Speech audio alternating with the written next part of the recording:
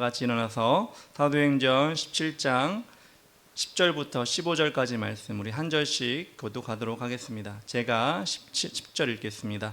밤에 형제들이 곧 바울과 실라를 베레아로 보내니 그들이 이르러 유대인의 회당에 들어가니라. 베레아에 있는 사람들은 데살로니가에 있는 사람들보다 더 너그러워서 간절한 마음으로 말씀을 받고 이것이 그러한가 하여 날마다 성경을 상고하므로 그 중에 믿는 사람이 많고 또 헬라의 귀부인과 남자가 적지 아니하나 데살로니가에 있는 유대인들은 바울이 하나님의 말씀을 베레아에서도 전하는 줄을 알고 거기도 가서 무리를 움직여 소동하게 하거늘 형제들이 곧 바울을 내보내어 바다까지 가게 하되 실라와 디모데는 아직 거기 머물더라. 바울을 인도하는 사람들이 그를 데리고 아덴까지 이르러 그에게서 실라와 디모데를 자기에게로 속히 오게 하라는 명령을 받고 떠나니라. 아멘. 우리 시간 오늘 말씀은 사도행전 17장 10절부터 15절까지 말씀 베레아를 통해 배우는 교훈이란 제목으로 하나님 말씀을 전하도록 하겠습니다. 예전에는 초등학교, 국민학교죠. 졸업하고 중학교에 입학하게 되면 친척이나 가까운 사람들로부터 선물을 받고 주는 경우가 있었습니다. 그 선물이 무엇이냐? 바로 영환사전을 선물로 많이 주었습니다. 지금은 초등학교에서도 영어를 배우긴 하지만 그때만 해도 중학교에 올라가서야 본격적으로 영어를 배우게 되었습니다. 그래서 처음 접하게 되는 영어 과목을 당황하지 않고 잘 배울 수 있도록 하기 위해서 그때 영어 사전을 선물로 주었던 것입니다. 새 것을 사주기도 하고요. 또 유용하게 잘 쓰던 선배, 공부 잘하던 선배 영어 사전을 이렇게 물려주기도 했습니다. 지금은 핸드폰이나 인터넷이 잘 돼 있어서 영어 단어를 뜻을 찾는 것이 어렵지가 않죠. 손가락 몇 번만 움직이면 영어 단어가 나오게 돼 있습니다. 근데 그 사전은 A부터 Z까지 나와 있는 순서대로 그 사전이 있기 때문에 어느 한 단어를 찾으려고 하면 시간이 좀 많이 걸리긴 했어요. A라 할지라도 A로 시작하는 단어가 너무나 많고 B도 마찬가지고 그렇게 찾다 보면 그 사전과 친근해지고 사전이 손에 있게 되었습니다. 그래서 많은 학생들이 그 사전을 두꺼운 사전이죠. 들고 다니기도 했는데 그 사전을 모두 외우겠다는 일념으로 처음에는 중학교 1학년 때는 진짜 다 외워야지 하는 그런 일념을 가지고 틈만 나면 그 사전을 열어보게 되었습니다. 그래서 남들보다 사전을 열심히 보는 그런 학생들은 책 옆에 이렇게 표시가 나잖아요. 이렇게 까맣지는 않더라도 이렇게 뭔가 손때가 묻은 것처럼 표시가 나서 그 학생이 사전을 많이 찾아보고 있구나, 그런 표시가 나기도 합니다. 또 특별하게 진짜 유난스러운 학생들은 어떤 학생들이 있었냐? 그 사전 종이가 지금도 그러긴 하겠지만 이렇게 얇게, 왜냐하면 두꺼운 것을 다 넣어야 되기 때문에 종이가 아주 얇았습니다. 얇고 가벼웠습니다. 그래서 그 사전 종이가 어떻게 보면 비싼 종이였던 것 같아요. 그래서 그 사전을 펴다가 내가 이 사전에 있는 앞뒷면에 있는 단어를 다 보면 내가 이 사전을 찢어서 먹어버리리라 하는 그런 마음으로 그렇게 사전을 막 열심히 보고 진짜로 찢어가지고 입에 넣고 오물오물 먹는 학생, 먹고 버리는 학생, 이런 사람들도 있었습니다. 무식한 것 같죠. 참 그렇게까지 해야 되나? 지금 생각하면 참 무식한 것 같은데 또 잘 생각해 보면 그 정도로 내가 외워버리리라, 내가 다 먹어버리리라 하는 그 열정을 가지고 공부를 최선을 다해서 영어 공부를 그렇게 한 사람들은 나중에 또 영어를 잘하기도 하더라고요. 남들보다 유난스럽지만 그렇게 영어 공부를 열심히 했던 학생들은 그 노력의 결과가, 그 노력의 열매가 맺혀지는 것을 보게 됩니다. 왜냐하면 노력은 배신하지 않기 때문에 그렇습니다. 자신에게 익숙하지 않은 말을 배우는 것, 그것이 참 어려운 것이지만 그걸 성취해 보겠다고 정말 그 책을 여러 면으로 뒤져보고 찾아놓은 단어를 또 외우겠다고 막 열심히 적어놓고 하는 그것들이 어떻게 보면 삶의 한 페이지, 삶의 한 노력의 페이지가 되어서 그 사람에게 귀한 열매를 맺춘다는 것입니다. 사도 바울도 그런 열매를 지금 맺고 있죠. 어떤 열매냐면 전도의 열매였습니다. 전도의 열매를 열심히 맺고 있었던 사도 바울. 그렇지만 그 열매를 맺는 가운데 여러 가지 일도 일어났는데 데살로니가에서 유대인들의 공격을 받게 된 것입니다. 그래서 공격을 받다 보니까 피해야 되죠. 예전처럼 1차 전도여행처럼 돌에 맞아 막 죽을 수도 있기 때문에 피해야 됐습니다. 특히 데살로니가의 야손이라는 사람은 고발을 당해서 회당에 감금이 됐습니다. 그래서 보석금을 내고 예수를 믿는다는, 복음을 받아들였다는 그 이유 때문에 보석금을 내고 풀려나는, 석방이 되는 그런 일까지 일어났습니다. 그래서 바울과 실라, 누가와 디모데 역시 위험 가운데 있을 수 없기 때문에 피신을 하였습니다. 10절에 이렇게 나옵니다. 밤에 형제들이 곧 바울과 실라를 베레아로 보내니 그들이 이르러 유대인의 회당에 들어가니라. 처음에 보면 밤에라고 나옵니다. 밤에. 여러분, 밤이라는 것은 아주 상황이 급박하다는 상황을 얘기하는 것입니다. 데살로니가 사람들이, 믿는 사람들이, 복음을 들은 사람들이 사도 바울과 그 일행들을 밤에, 급하니까 밤에 베레아로 지금 보냈다는 것입니다. 이 베레아는 큰 도시가 아니었습니다. 사람들이 막내를 많이 하는, 그렇기 때문에 소문이 막 잘 나고 이런 도시가 아니었던 것입니다. 어떻게 보면 외진 곳이었던 것 같습니다. 잠시 피신하기 위해서 이들이 베레아로 들어갔지만, 이 작은 도시였지만, 그렇게 숨기에 안성맞춤인 도시였지만, 이 사도 바울과 그 일행은 그곳에 도착하자마자 또 한 일이 있었습니다. 그것이 무엇이냐? 바로 유대인의 회당으로 직행했다는 것입니다. 거기서 무엇을 했느냐? 복음을 전했다는 것입니다. 그런데 이 베레아 지역에 복음을 받아들였던 사람들이 다른 곳과는 다른 것을 우리는 알 수가 있습니다.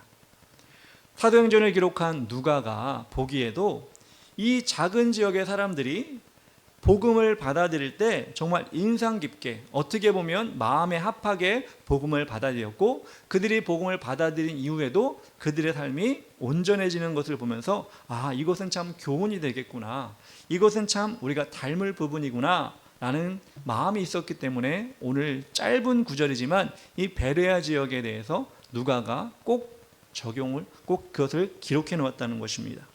그러면 그 모습이 어떤 모습이었기에 누가가 그것을 기록했을까요? 첫 번째로 너그러운 마음을 가진 사람들이었다라고 나옵니다. 너그러운 마음을 가진 사람들이었다. 11절에 베레아에 있는 사람들은 데살로니가에 있는 사람들보다 더 너그러워서 라고 나옵니다. 베레아 사람들의 특징을 이야기하고 있습니다. 너그러웠다라고 합니다. 헬라어로 유게네스라고 하는데, 귀하게 태어난 또는 높은 신분을 가진 사람들을 우리 너그러운 마음, 너그러움을 가졌다라고 합니다. 태생이 존귀한 사람들이라는 뜻이 될 수 있지만 앞에 내용을 보면 뭔가 비교하고 있습니다. 어떻게 비교하냐면 데살로니가에 있는 사람들보다 너그러웠다 이렇게 나오고 있습니다. 지금 바울 일행이 데살로니가에서 복음을 전하다가 베레아로 피신해 온 것입니다. 바로 전에 있었던 사람들과는 확실히 비교가 되는 때이기 때문에 데살로니가 사람들보다 더 너그러웠다고 이야기하는 것입니다. 지난주에도 말씀드렸던 것처럼 데살로니가는 마게도냐의 수도였습니다. 수도는 어떻죠? 정치와 경제의 중심이고 사람들이 많이 모이는 곳입니다. 물질도 모입니다. 돈도 모입니다. 여러 가지 일들도 많이 일어나는 곳입니다. 여러분, 우리가 대도시에 살고 있지만 대도시라고 다 좋은 건 아니죠. 대도시에 사는 것이 마냥 행복한 것은 아닙니다. 옛말에 그런 말도 있잖아요. 지방 사람들이 많이 얘기를 하는 것 같긴 한데, 서울은 눈 뜨고도 코 베는 곳이다. 그래서 서울 가면 조심해야 된다. 이런 얘기를 많이 했잖아요. 제가 서울에서 태어나고 서울에서 자라다 보니까 이 말이 사실 이해가 되진 않지만, 지방 사람들은, 지방에서 올라오신 분들은 또 그렇게 경계하는 마음으로 올라오는 것 같기도 합니다. 이처럼 많은 사람들이 모이면 다양한 일들이 발생할 수밖에 없는데, 편리하기도 하지만, 좋은 일도 있지만 또 범죄나 위험한 일도 있을 수 있었다는 것입니다. 오늘 본문을 통해 우리가 다 모든 걸 파악할 수 없지만 베레아가 데살로니가보다 막 너무 좋았다, 너무 살기 좋았다, 이건 아닐 수 있겠지만 확실히 데살로니가와 베레아가 영적인 분위기가 달랐다는 것을 우리는 알 수가 있습니다. 바울의 일행이 느끼기에 베레아 사람들이 너그러운 성품을 가진, 복음에 열린, 복음을 받아들이기에 그 마음이 열린 그런 사람들이었기 때문에 지금 칭찬하고 있는 것입니다. 우리가 오늘 이 말씀을 통해서, 이 베레아를 통해서 우리가 무엇을 적용하면 좋을까요? 우리가 속해 있는 이 지역이 하나님의 복음을 받아들일 수 있는 너그러운 사람들이 정말 있는가? 우리는 한번 영적인 눈으로 파악해야 될 것이라고 생각을 합니다. 제가 여러 번 말씀드렸지만 우리가 속한 지역, 이 교회가 속한 지역 부천 지역은 경기도에서도 가장 인구 밀집도가 높은 지역입니다. 땅은 좁은데 사람이 많이 사는 곳, 바로 그곳이 우리 부천이라는 지역입니다. 그 이유가 뭘까요? 서울에서 가깝기도 하고 땅값이 싸서, 집값이 싸서 그런지 모르겠지만 그런 통계를 보여주고 있습니다. 그렇게 많은 사람들이 모이다 보면 좀 전에 말씀드린 것처럼 부정적인 부분도 많이 있을 수 있습니다. 그럴 때 우리는 어떻게 될까요? 이 지역은 부정적이고 이 지역은 힘든 지역이야. 이렇게 푸념하고 이렇게 좀 넉넉고 있어야 되는가? 포기하자. 이렇게 우리 마음을 먹어야 되는가? 그것이 아니라 우리가 할 수 있는 힘을 기울여서 하나님의 땅으로 만들어가는 것이 필요하다는 것입니다. 이 대한민국이 복음이 들어오기 전에는 정말 조선시대 그 이전 시대 여러분 얼마나 유교나 불교가 많이 융성했던 지역입니까? 많은 선교사들이 들어올 때 얼마나 정말 척박한 복음에 척박한 지역이었겠습니까?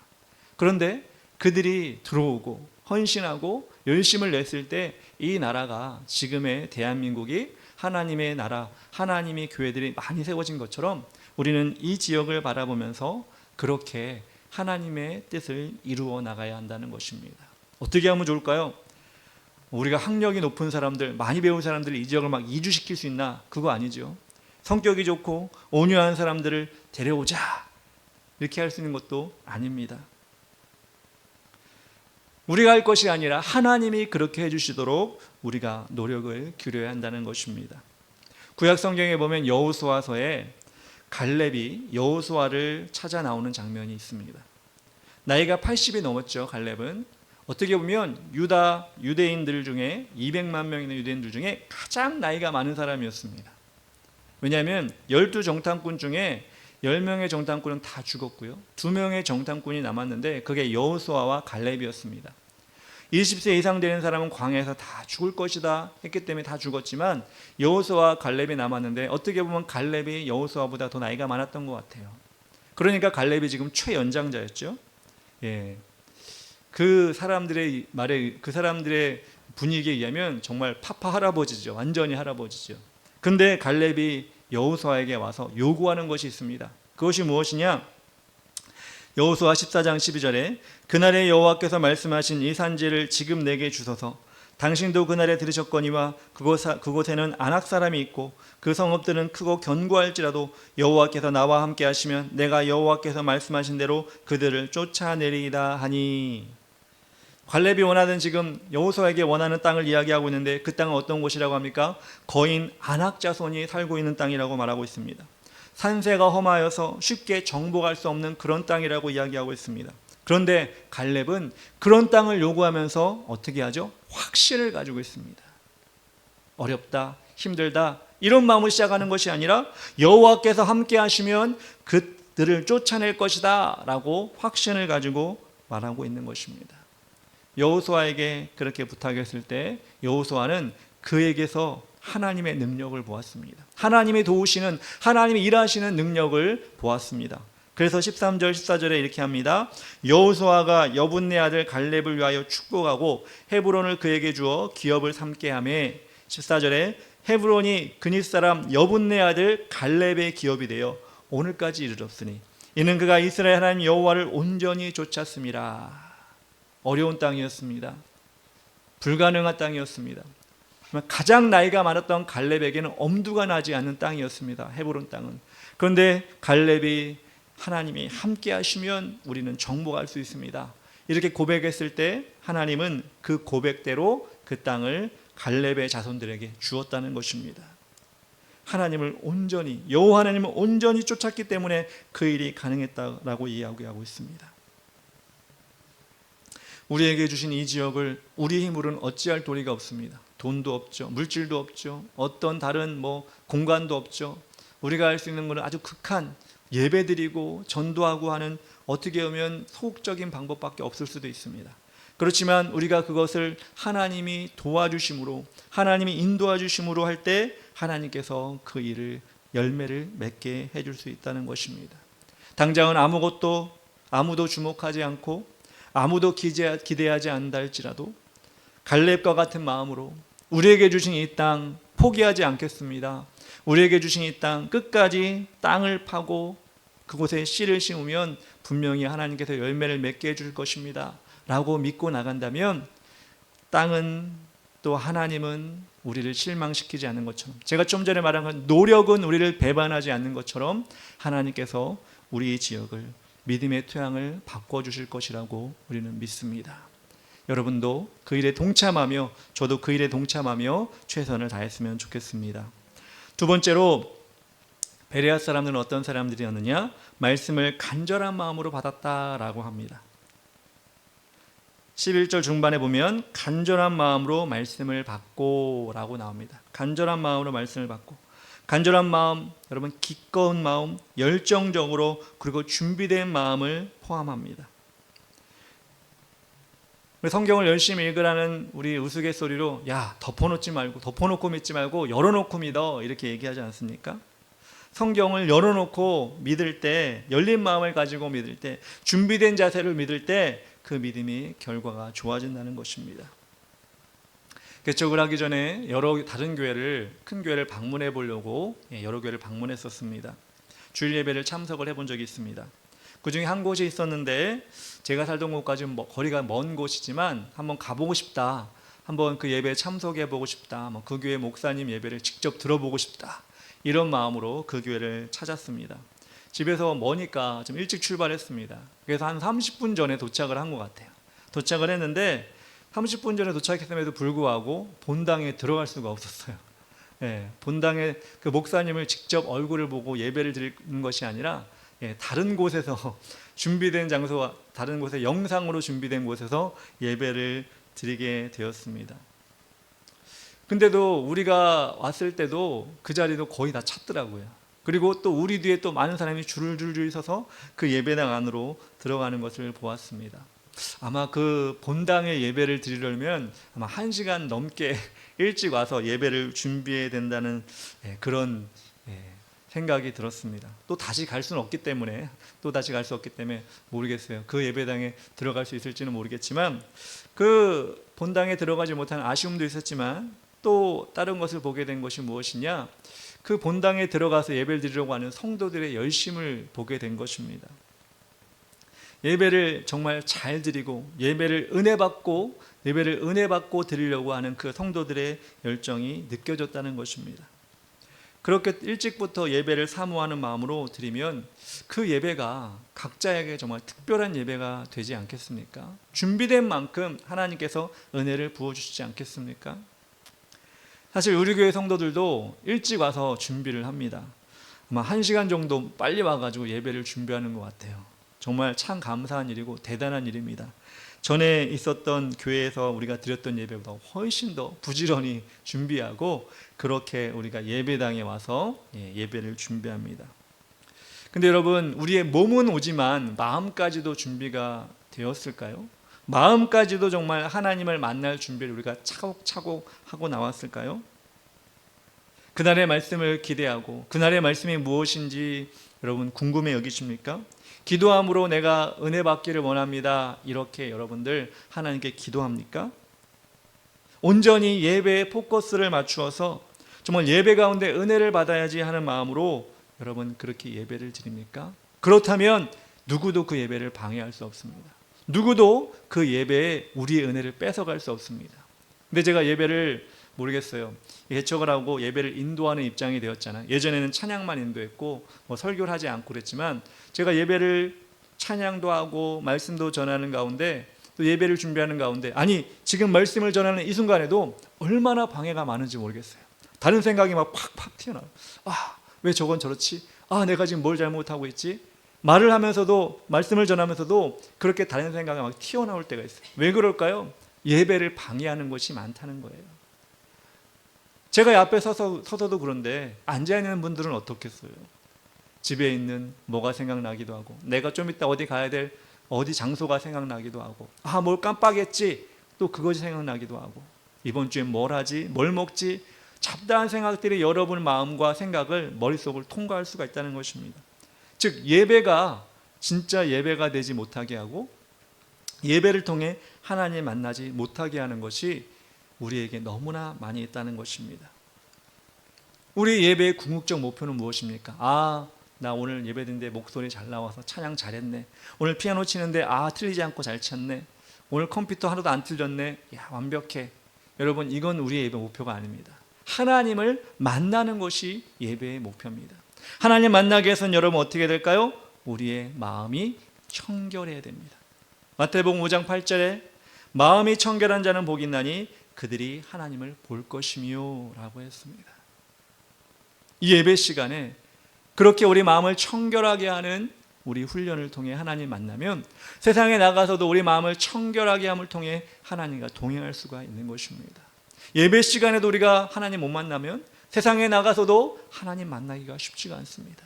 왜냐하면 예배는 우리가 하나님께 예배 드리기 위한 시간을 정해놓은 것인데 세상에 나가면 그 시간을 정해놓지 않잖아요. 세상 사람들과 동행하고 세상 일에 휩쓸릴 때도 있고 또 거기에 우리가 몰두할 때 있기 때문에 하나님 만나기 쉽지 않습니다. 그래서 우리는 가장 먼저 예배 가운데 청결한 마음을 가지고 우리 하나님을 만나야 된다는 것입니다. 그래서 여러분, 예배 시간에 예배당에 일찍 오는 건 너무나 감사한 일이고 너무나 여러분 대견스러운 일입니다. 그렇지만 우리가 그렇게 일찍 온 만큼 마음도 준비가 되었으면 좋겠어요. 오늘 말씀도 한번 성경책을 가지고 찾아보고 기도로 준비하고 그렇게 하나님 만날 수 있는 여러분의 채비를 다할 때 분명히 누가 와도, 이전에 누가 들어와도 이곳은 준비된 예배를 드리는 곳이구나, 하나님께서 기뻐하시는 예배를 드리는 곳이구나, 한 사람 한 사람이 은혜를 받는 곳이구나 라는 것을 그들도 체험하게 될 수 있다는 것입니다. 세 번째로, 베레아 사람들은 왜 칭찬을 받았을까요? 성경을 묵상하는 사람들이었기 때문에 그렇습니다. 성경을 묵상하는 사람들이었습니다. 11절 중반부터 하반절을 다시 보면 말씀을 받고 이것이 그러한가 하여 날마다 성경을 상고함으로 라고 나옵니다. 제가 처음에 얘기했던 영안사전을 찢어서 먹었다던 학생들 여러분 기억나시죠? 완벽하게 단어를 외우기 위해 그런 행동까지 했다면 얼마나 노력한 것이겠습니까? 한 장을 찢어 먹었든 다 찢어 먹었든 정말 그런 각오를 가졌다면 얼마나 노력을 한 것이겠습니까? 그런데 베레아 사람들이 그렇게 하나님의 말씀을 소중하게 여겼다는 것을 말해주고 있습니다. 그 당시에는 여러분, 우리가 가지고 있는 성경책 다 가지고 계시잖아요. 성경책 얼마나 좋아요. 각자 가죽으로 된 표지를 가지고 아주 얇은 그리고 넘기기 쉬운 종이를 만들어 놓은 성경책 각자 가지고 있으면 얼마나 좋습니까? 근데 그 당시에는 각자 가지고 있지 않았어요. 회당에 성경이 비치되어 있었는데 전부 다 비치된 것도 아니고 띄엄띄엄 비치되어 있었습니다. 그래서 성경을 보려면 어떻게 해야 돼요? 회당에 와서 예배를 드릴 때만 성경을 볼 수가 있었습니다. 그래서 베레아 사람들처럼 성경을 묵상하려고 하면, 상고하려고 하면 어떻게 될까요? 내가 그 성경을 외우거나 아니면 랍비의 이야기를 잘 듣고 그걸 막 적어서 집에 가져가야 되는 것입니다. 쉽지 않은 일이죠. 노력이 따르는 일입니다. 근데 베레아 사람들은 그렇게 성경을 상고했다는 것입니다. 하나님의 말씀을 받아서 그런가 안 그런가 매일 곱씹으면서 보았다는 것입니다. 그것이 뭐죠? 바로 큐티죠. 큐티. 매일의 삶 가운데 말씀을 발판 삼아 하루를 살아가는 것, 큐티. 그런 모습을 가지고 있었다는 것입니다. 근데 요즘 사람들은 말씀이 발판이 아니라 자신의 기호와 자신의 즐거움의 발판으로 하루를 시작합니다. 제가 요즘 여러 가지 매체를 보면서 특이한 것들을 많이 봤는데, 요즘 MZ세대라고 하죠. MZ세대들은 청년들이나 청소년들이나 웹툰을 많이 보더라고요. 게임도 많이 하는데, 어른들도 게임 많이 하는데, 지하철을 가다 보면은 웹툰이라고 해서 만화책 비슷한 그런 것을 많이 보더라고요. 거기에 많은 시간을 들이고, 또 웹툰을 보려면 그냥 보는 것이 아니면 공짜로 보기도 하지만 이렇게 유명한 곳은 또 돈을 내기도 하더라고요. 구독료를 내기도 하더라고요. 그래서 그렇게 웹툰에 빠져서 살고 있는 청년들, 청소년들을 많이 봅니다. 핸드폰을 보면 핸드폰을 통해 언제나 볼 수 있고, 또 그 웹툰이 잘 팔리고 유명해지면 기안84라고 있잖아요. 기안84 같은 사람 웹툰 작가잖아요. 인기를 얻어가지고 돈도 얻고 여러 가지 명성을 얻습니다.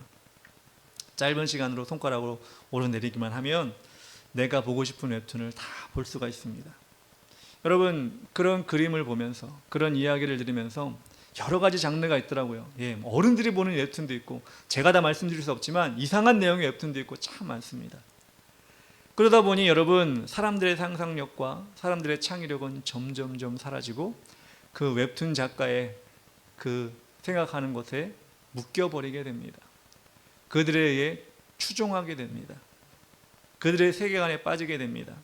좋게 말하면 매니아라고 하지요. 덕후라고도 하지요.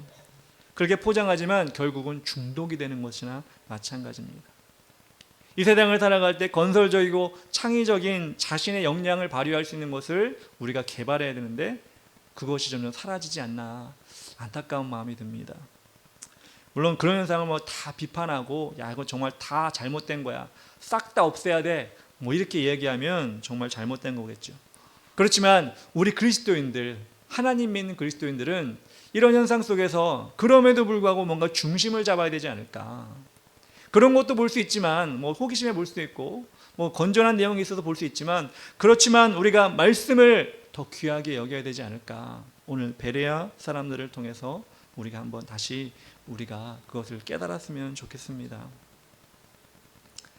여호수아 1장 8절, 여호수아가 하나님께서 모세를 통해 광야 40년 생활을 이끌어 가셨는데 이제 가나안 땅에 들어오게 될 때 모세는 이제 하나님께 올라가고 여호수아가 이스라엘 백성들을 이제 맡게 되었어요. 리더가 된 겁니다. 지도자가 된 것입니다. 그래서 여호수아가 두렵고 떨릴 때 하나님께서 말씀을 주신 게 있습니다. 그것이 무엇이냐? 여호수아 1장 8절입니다. 다 같이 한번 읽어볼까요? 앞에 보고 시작. 이 율법책을 내 입에서 떠나지 말게 하며 주야로 그것을 묵상하여 그 안에 기록된 대로 다 지켜 행하라. 그리하면 내 길이 평탄하게 될 것이며 내가 형통하리라. 아멘. 여호수아가 자신감이 넘친 것이 아니에요. 200만이 되는 사람들의 리더가 되는 것이 얼마나 힘든 일입니까? 그렇게 두렵고 떨린 마음으로 있을 때 하나님께서 여호수아에게 했던 한 가지 비결, 그것이 무엇이냐? 율법책을 내 입에서 떠나지 말게 하라. 여러분, 입에서 떠나지 말게 하는 건 뭐예요? 입으로 얘기하는 거죠. 여러분, 입으로 얘기하면 내 귀가 듣죠. 내 귀가 들으면 내 마음에 전달이 되는 거예요. 그래서 우리가 암송을 되게 귀하게 여기잖아요. 저도 성경 암송을 매일마다 하지만 이게 입으로 말하지 않을 때가 있더라고요. 손으로만 막 쓸 때가 있더라고요. 그래서 그럴 때마다 다시 한번 내가 아무것도 염려하지 말고 입으로 이렇게 얘기하면서 이렇게 하는데, 입으로 이야기하는 게 되게 중요한 것 같아요. 그렇게 되면 내 길이 평탄하게 될 것이며 내가 형통하리라. 여호수아에게 분명히 약속해 주셨습니다. 우리가 광고를 보다가 우리 잇몸약 광고 본 적 있잖아요. 그 잇몸약 광고를 보면 거기서 재미있는 카피가 나오지 않습니까? 그 약을 먹으면 씹고 뜯고 맛보고 즐기고 음식을 씹고 뜯고 맛보고 즐기고 이렇게 잘할 수 있다, 이렇게 얘기하고 있지 않습니까? 그 약이 그렇게 효과가 좋은지는 제가 안 먹어봐서 모르겠지만 우리 성경 말씀은 우리가 영적으로 씹고 뜯고 맛보고 즐겨야 되는 것이 성경 말씀입니다. 우리 영을 살찌우고 건강하게 만들고 세상에서 승리할 수 있는 힘을 제공해 주는 것이, 그것이 바로 하나님의 말씀이기 때문에 우리는 씹고 뜯고 맛보고 즐기고 이렇게 영적인 영양분을, 그리스도의 영양분을 우리가 받아야 한다는 것입니다. 베레아 지역의 성도들이 그렇게 했을 때 많은 사람들이 믿음이 성장하게 되었다라고 얘기하고 있습니다. 여러분, 하루에 한 절 이상, 아니 예전에는 한 장이라고 많이 물어봤는데 요즘에는 정말 성경 안 읽으니까 한 절 이상 이렇게 물어보는 분들도 많이 있더라고요. 목사님들 많이 있더라고요. 하루에 정말 한 장, 한 절 이상 여러분 말씀을 보고 계십니까? 우리 주의 길을 가는 성도들은 그렇게 한 일주일 동안 암송을 하기 때문에 외우기 때문에 그렇게 볼 수 있을 텐데, 그렇다면 그렇게 말씀을 묵상할 때 여러분 어떻게 말씀을 묵상하면 좋을까요? 첫 번째로 말씀에 나오는 동사를 기억하는 거예요. 가라, 뭐뭇을 힘쓰라, 뭐뭇을 기억하라, 뭐뭇을 열심히 하라. 그 동사가 여러분 마음에 내가 이걸 한번 힘써봐야겠구나, 가는 것, 기억하는 것, 힘쓰는 것, 특별히 어떤 분량이 있으면 그 분량에 자주 나오는 동사, 기억하라든지 아니면 베풀라든지 이런 것들을 여러분 큐티하면서 말씀을 보면서 여러분 캐치를 하시면 좋습니다. 그래서 그것을 하나님이 나에게 오늘 원하시는 것이 이것이 아닐까? 그런 상황 가운데 그 말씀을 기억하고 있으면 그렇게 해보는 것입니다. 그렇게 말씀을 묵상하고 하나님께서 주시는 은혜를 체험하게 되는 것입니다. 두 번째로 어떻게 하면 좋으냐? 성경 말씀에 나오는 인물에 자신의 이름을 넣어보는 것입니다. 자신을 대입해보는 것입니다. 착한 사람도 나오죠. 벌 받는 사람도 나오죠. 뭐 아무것도 아닌 사람도 나오죠. 그럴 때 내가 이 사람이 나라면, 내가 이 사람이라면 어떻게 될까? 그렇게 자신의 이름을 대입해보는 것입니다. 착한 사람이면 내가 이렇게 하나님께서 기쁘시게 하는 사람이라면 내가 이렇게 하면 하나님 기쁘시게 해보자. 또 벌 받는 사람이라면 내가 이렇게 하고 있지 않은지, 하나님이 싫어하시고 있는 것은 아닌지 나를 또 돌아보게 되는 것입니다. 그렇게 자신을 계속해서 말씀을 통해 나를 평가해 보면 그 평가에 여러분 가치가 높기 때문에, 말씀이니까 가치가 높기 때문에 나도 하나님의 사람으로 바꾸어져 가는 것입니다. 전에 교회에 있을 때 신년마다 말씀을 이렇게 나눠주는 그런 시간이 있었어요. 축복의 말씀이죠. 1년을 살아가는 말씀인데 사실 그 말씀을 받고 다들 어디 잊어버리긴 하더라고요. 근데 중요한 건 어떤 분이 좀 황당한 말씀을 받았어요. 그 말씀이 무엇이냐? 시편 22편 6절 말씀인데, 나는 벌레요 사람이 아니라 사람의 비방거리요 백성의 조롱거리니이다. 이런 말씀을 받은 거예요. 신년의 정말 축복 말씀, 복되도다, 형통하리로다, 이런 말씀을 받으면 좋은데, 나는 벌레다, 나는 사람이 아니다, 비방거리다, 조롱거리다, 이 말씀을 받으니까 좀 황당했던 겁니다. 되게 무서웠던 겁니다. 그런데 여러분, 이 말씀도 마찬가지예요. 사실 이 말씀은 시편 22편에 예수 그리스도의 고난당하는 모습을 다윗이 예표한 말씀이거든요. 예수님이 조롱을 받고 벌레처럼 사람들에게 질시를 받고 어려움을 당하는 것이 시편 22편에 나오는데, 이 부분의 한 부분이 22편 7절이었던 겁니다. 그런데 여러분, 매맞고 조롱당하고 어려움을 당하는 예수님의 모습이랄지라도 나는 정말 하나님 보시기에 벌레와 같은 모습은 아닌지, 하나님 보시기에 내가 하나님의 원성을 할 모습은 아닌지 나를 돌아보는 것도 이 말씀을 통해 가능하지 않겠습니까? 여러분, 남들이 나를 보는 것과 내가 나 자신을 보는 건 다르지 않습니까? 남들은 외형만 보죠. 저 사람 멀쩡하네, 저 사람 잘 사네, 그럴 수 있지만 우리는 우리 자신을 깊이 내면까지 볼 수 있지 않겠습니까? 그럼 이 말씀이 저를 준다면 내가 정말 진짜 벌레와 같은 모습은 아닌가? 죄 가운데 빠져서 여러분, 벌레가 아둥바둥하면서 올라오지만 또 떨어지고 또 떨어지는 그런 모습, 지저분한 어둠으로만 자꾸 가는 바퀴벌레의 모습, 이런 모습을 통해 나는 혹시 이렇게 죄 가운데로 계속 달려가는 모습은 아닌가? 이렇게 우리가 적용할 수 있지 않을까요? 어떤 성경 말씀이든지 우리가 그 안에 들어가면 그 말씀은 우리에게 때로는 힘이 되고 양식이 될 수 있다는 것입니다.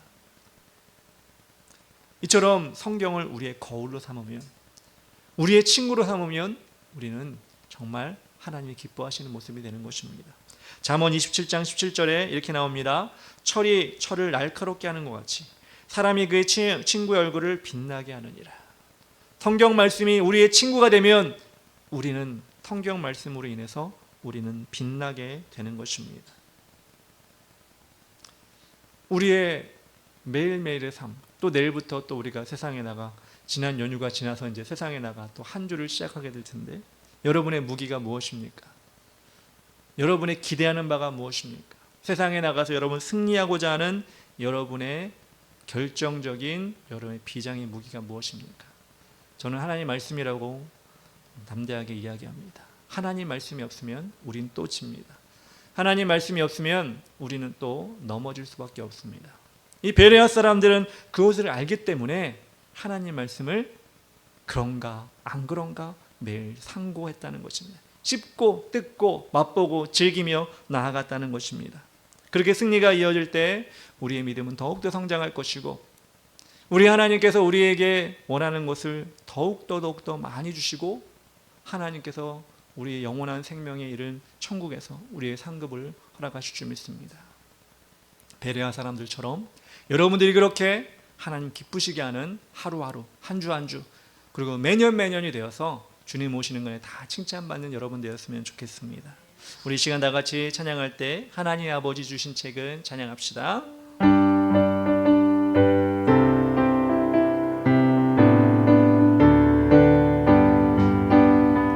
하나님 아버지 주신 책은 귀하고 중하신 말씀일세 기쁘고 반가운 말씀 중에 날 사랑한단 말 참 좋도다 주께서 나를 사랑하니 즐겁고도 즐겁도다 주께서 나를 사랑하니 나는 참 기쁘다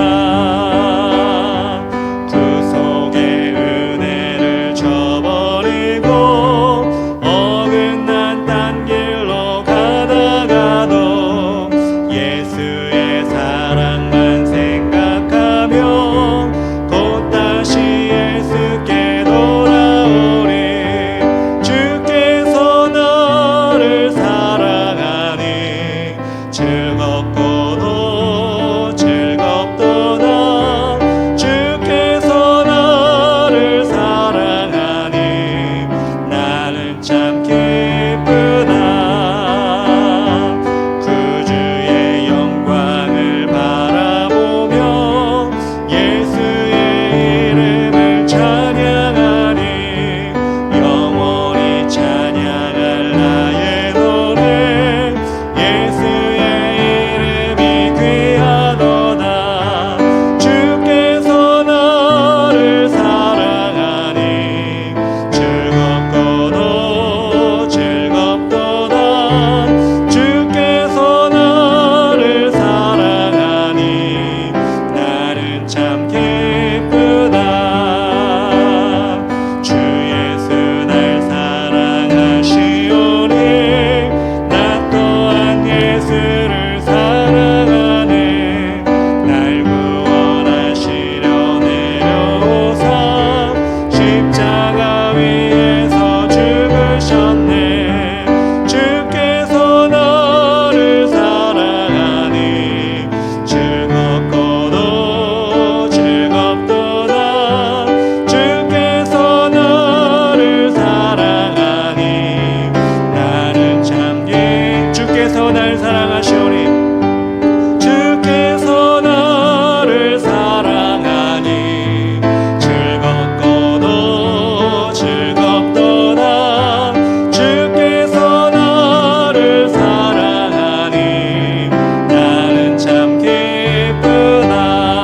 기쁘다. 우리 이 시간 기도하며 나가기 원합니다. 하나님 베레아 지역을 통해 사도 바울과 그 일행들이 하나님 말씀을 전했을 때 그들이 작은 도시였지만 그곳에 있는 사람들이 하나님 마음을 흡족하게 하고 하나님께서 주신 말씀을 그들이 흡수하여서 믿음에서 성장한 것을 바라보게 됩니다.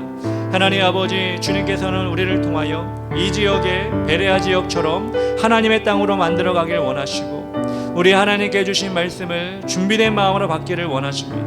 또한 우리가 삶 속에서 세상에 나가서도 이 말씀을 잊지 않고 살아가기를 원하시는데 하나님 우리가 베레아 사람들처럼 그렇게 주의 마음에 합한 자가 되게 하여 주시옵소서. 우리가 이 말씀을 듣고 우리가 변화되게 하여 주시고 우리의 변함을 통하여 이 지역이 변화되어지고 예배가 바뀌어지고 우리 삶이 바뀌어질 수 있도록 인도하여 주시옵소서. 이 시간 나가 주를 부르며 기도하며 나가겠습니다. 주여 아버지 하나님 감사합니다. 하나님 아버지여 주님께서 인도하여 주시어서 오늘도 주의 은혜 가운데 하나님 말씀과 아버지 찬양을 통하여 우리 하나님 만나게 하여 주시니 감사합니다.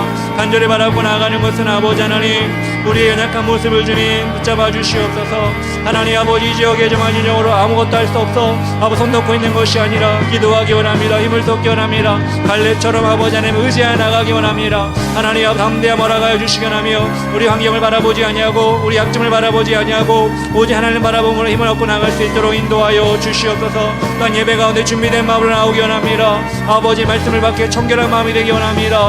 하나님 그렇게 말씀을 통하여 하나님 만나기 원하오니 하나님 그렇게 우리를 우리를 사용하여 주시고 우리 주의 길을 가는 게 모든 성도들이 예배 가운데 정말 최선의 예배를 통하여 하나님 기뻐하시는 예배를 올려줄 수 있도록 인도하여 주시옵소서. 또한 아버지 하나님 삶 가운데 말씀을 날마다 묵상하게 하여 주시옵소서.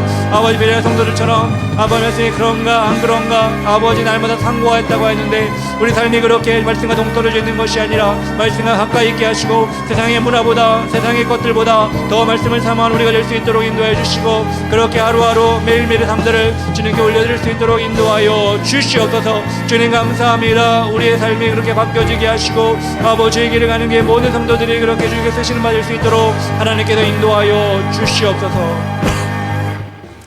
사랑의 하나님 아버지 감사합니다. 오늘도 이 시간 주님 우리가 정말 2000여 년 전 하나님 그 작은 지역 베레아의 사람들이 하나님 이름도 알 수 없고 그들의 삶도 알 수 없지만 그들이 칭찬하시는 하나님의 아버지 말씀을 통하여 우리 또한 바뀌어질 수 있도록 인도하여 주시옵소서.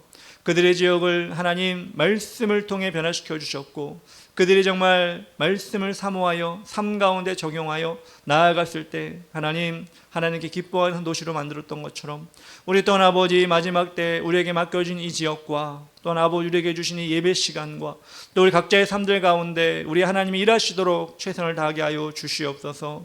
그렇게 하나님 아버지 주님 오시는 그날까지 우리가 열심으로 달려가게 하시고 공부를 잘하기 위해서 책까지도 찢어 씌워 먹었던 그 열정이 우리가 말씀을 가지고 그렇게 씹고 맛보고 즐기는 우리의 삶이 그렇게 될 수 있도록 도와주시옵소서. 그렇게 되기를 소망하며 나아가는 우리 모든 주에게는 가는 후에 성도될 수 있도록 도와주시옵소서. 이제는 우리 구주 예수 그리스도의 크신 은혜와 하나님 아버지의 무한하신 사랑과 성령님의 동행하심과 인도하심이 베레아 성도들과 같이 고귀한 심령을 가지고 속한 지역을 거룩하게 만들며 준비된 열정으로 말씀을 받고 하루하루를 말씀으로 승리하기를 원하며 다짐하는 우리 주의 길을 가는 교회 모든 성도들의 머리 위에와 가정 위에 직장과 사업장과 학교 위에 그리고 이 나라 민족 위에 지금으로부터 영원까지 함께 계실지어다. 아멘.